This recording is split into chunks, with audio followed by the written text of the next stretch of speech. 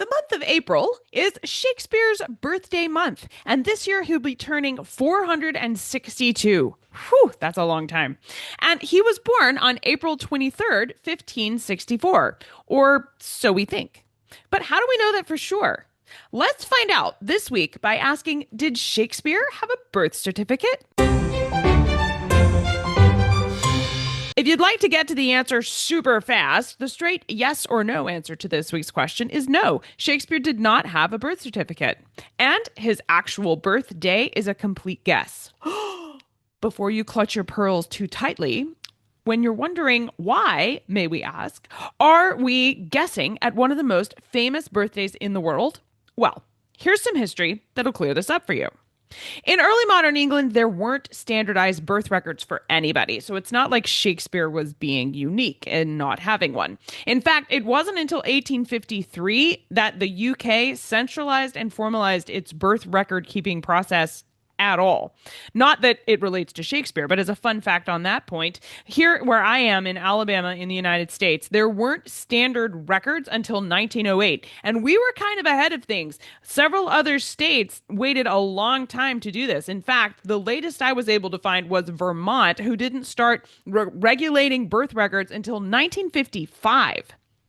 Needless to say, keeping a birth certificate and having that be a formal government stamped, you were born on this day thing was not at all present for really anybody in the 16th and 17th century. Now, that's not to say that they didn't write down when someone was born. Obviously, there are people who we do know the exact date when they were born from this time period.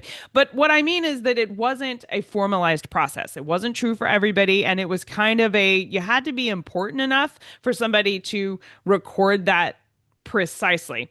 Interestingly, in the category of people born in the 1560s on Wikipedia, they have a whole category of this, and they don't even list Shakespeare on that list. But before you feel bad for Shakespeare, Christopher Marlowe is also not listed on that list. So I think that maybe that's not very indicative of record keeping at all.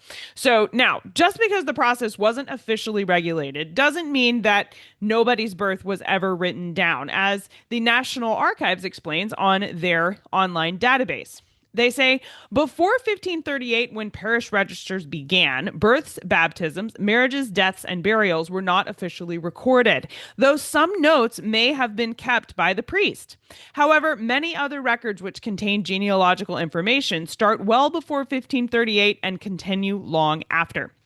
So 1538 is kind of a turning point in records. Chasing down exactly why that year was a switch is for another time. But we do know when Shakespeare was born. But how do we know that if he doesn't have a birth record? Well, other places that you can find records about people's lives, and indeed the places that professional genealogical organizations recommend you look if you're trying to trace back your own family tree into the murky waters of the 16th, 17th century kind of crapshoot of a record-keeping era, includes things like parish records, where the priest would, of your local parish, whenever someone was born within his, realm there, his parish, would note down notable events like births, baptisms, and marriages into the church record. So that's a great place to find things like we do with Shakespeare of when he was probably born. Now, there's also wills, probate courts, privy council records, lawsuits, fines, local militia records, taxation charts, chancery suits,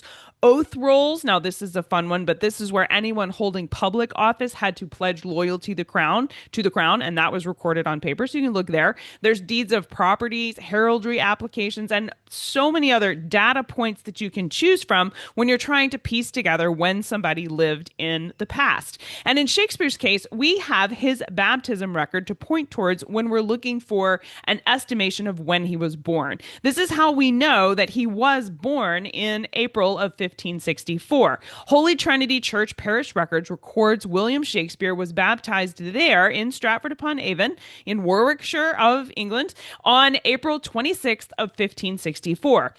Historically speaking, the tradition around baptism was that the distance between birth and baptism was 3 days. Tracking back from April 26th, 3 days is how we determine that Shakespeare's birthday must be April 23rd. Now, it's a guess because the 3 day thing was a suggestion. That's what was typical. It's what most people did, and it's a reasonable expectation. But we weren't there, and it wasn't, regulated by law that you had to do that. So if there was something that came up, or if, I think when you look back in the 16th century, there's some discussion about that day would have been a Sunday. So would that have influenced whether or not they actually got, baptized then, or would they have changed it?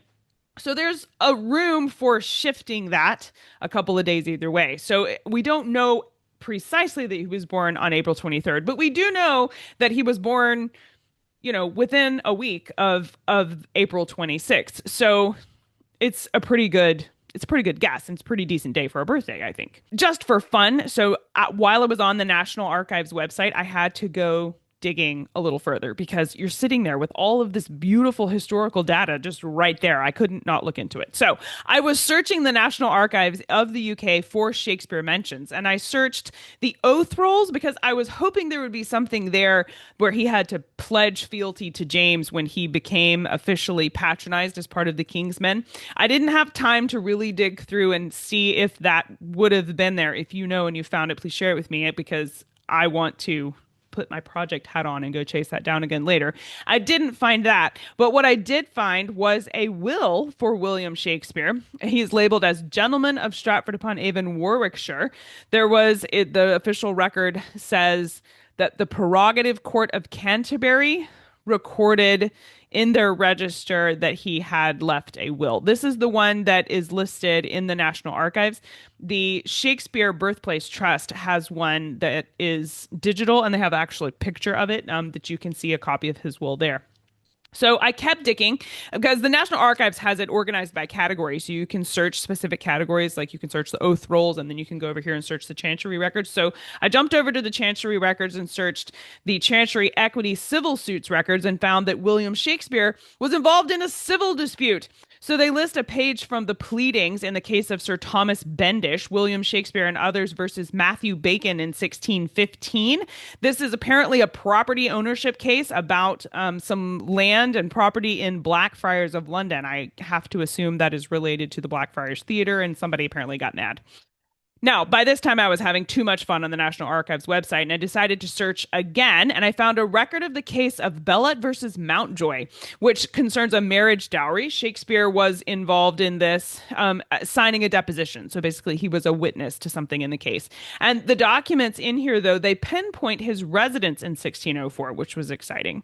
And I found another particularly exciting court record called Robert Caesar and Richard Burbage, Henry Evans, Cuthbert Burbage, John Hemmings, and Henry Condell. Now, you'll recognize all of these names as people who were joint sharers with Shakespeare in the Globe. And this court case, Caesar claimed that the King's Men Company, of which William Shakespeare was a part, although he's not named in these proceedings, had been buying up all three private theaters or playhouses. So there was the Blackfriars, the Whitefriars, and Paul's. And Caesar was mad. He was mad at them for trying to grab all these playhouses things. He thought that they were suppressing his business. And so that was a really exciting to me. It tells you something about what Shakespeare was doing in the theater at that time, that somebody got this angry about them trying to, it sounds like they were trying to monopolize the theater industry, but I'll let you draw your own conclusions. I will place links to the National Archives as well as to Shakespeare Birthplace Trust. If you have not checked out Shakespeare Documented, please do. There are many, many of these paper records have been digitized by the teams there. And so all you have to do is search their website. It's completely free. You can go on there and you can see copies of these documents, and it is the most fun. Now, the language is difficult and the text is difficult, but they make it easy for you because they have wonderful transcriptionists who have given you a modern English version of what's going on and what you're looking at. And if you're into paleography, it's a good exercise. If you just want to pull up some of them and practice reading that secretary hand, it's a great place to do that as well. But the short of it here is that for Shakespeare's birthday month, we may not know his exact birth date, but we absolutely know that he was born. We know where he lived and that he had a family. We know who his friends were, and we know who he annoyed enough with his success in London that they took him to court a few times from the surviving documents that do exist. And these cases and documents each provide little snippets of information about Shakespeare, where he lived, where he worked, what his assets were, who he was in business with, where he was in business with them, and what year. And these are all the snippets that historians use used to sew together like a quilt the story of the life of William Shakespeare. So now that you know when Shakespeare was born and why we know that date itself, I hope you'll join me this April 23rd in raising a glass to William Shakespeare. Happy birthday, Shakespeare! Don't forget that if you want to go one step further into the life of William Shakespeare, you can join us inside That Shakespeare Society. Members get hands-on history activity kits that let you try out games, recipes, and crafts from the life of William Shakespeare, along with behind-the-scenes content of the making of YouTube episodes like this one and our podcast. You can even have a hand in helping produce the show. If you would like to come inside the life of William Shakespeare and try out a few things for yourself, then join us inside That Shakespeare Society. You can find that at patreon.com/That Shakespeare Life. That's it for this week. I'm Cassidy Cash. Thank you for watching. I hope you learned something new about the Bard. I'll see you next time. Bye-bye. If you like walking around in turn of the 17th century England to see the sights, smell the smells, play the games, and maybe even haunt an old theater or two, then this is the place for you.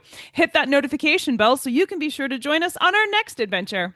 I'll see you in the next episode.